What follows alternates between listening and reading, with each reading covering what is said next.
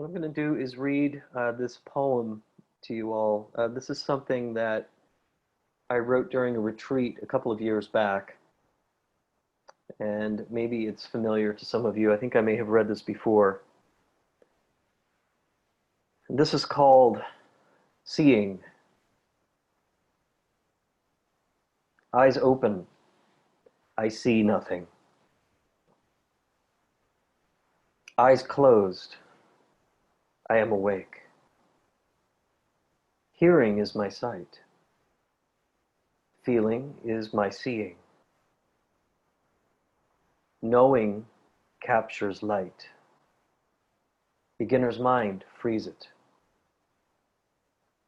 Eyes closed, nothing disappears, but the bud of a new flower, seen in the light of dawning wisdom.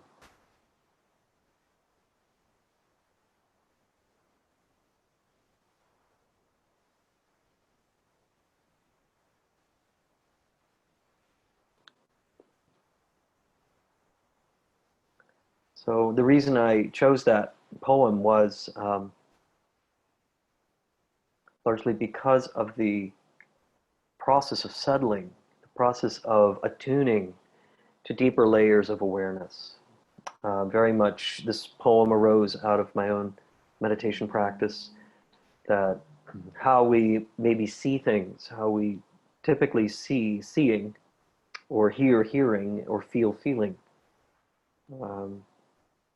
begins to change as we cultivate our practice. And that hearing, rather than just being hearing, as we often do in mindfulness, we say if you hear a sound, just label it as hearing. There's a point where, for example, hearing settles more deeply into feeling. And seeing, we see through a different aspect of awareness, can become feeling. So we may receive sensations in the body, but if we're allowing our attunement of our awareness to receive, take in those sensations, and we know the sensations from within the body, as the Buddha teaches us, feel feelings from within the feelings. Not just say, oh, I have a feeling and it's separate from me, but rather I feel it from within the feeling. If I'm able to sort of abide mindfully within that feeling, it's a different way of seeing. We're seeing into the nature of our experience a little more deeply. And the same is true with seeing things in the space around us. I see things, but if I'm perceiving sort of the contours of what I'm seeing, and able to see the seer seeing the thing that's seen through a different lens, I'm not just seeing, but there is wisdom arising.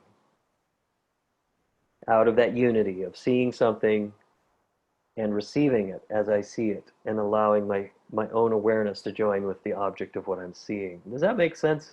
I know it sounds a little abstract, but there is ultimately a way that we begin to see things, to experience things more as energy than as independent, solid things in themselves. So that's the whole point. And so experience itself opens up much more widely. To seeing a chair is not just seeing a chair, but it's seeing kind of that a chair is also made up of energy. It's in change. It has qualities.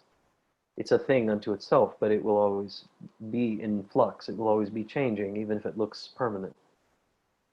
And when we do that, we're seeing into the nature of the chair. There is wisdom arising there. So it's not just seeing something or looking at something, but it's experiencing it in its actual state. And so this is sort of the essence of that poem.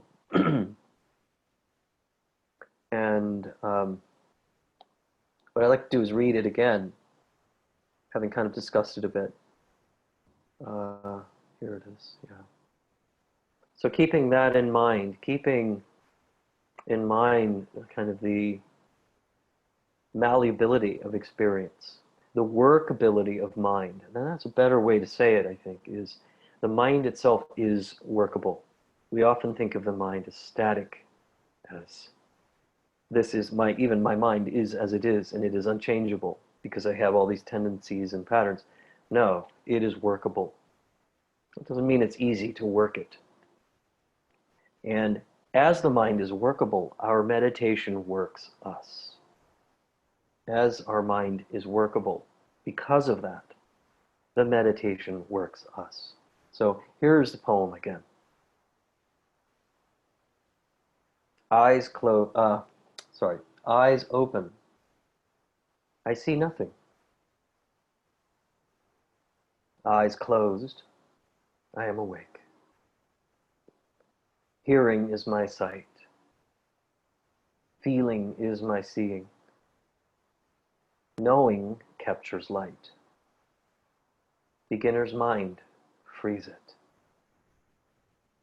Eyes closed, nothing disappears. Eyes open, nothing appears, but the bud of a new flower seen in the light of dawning wisdom.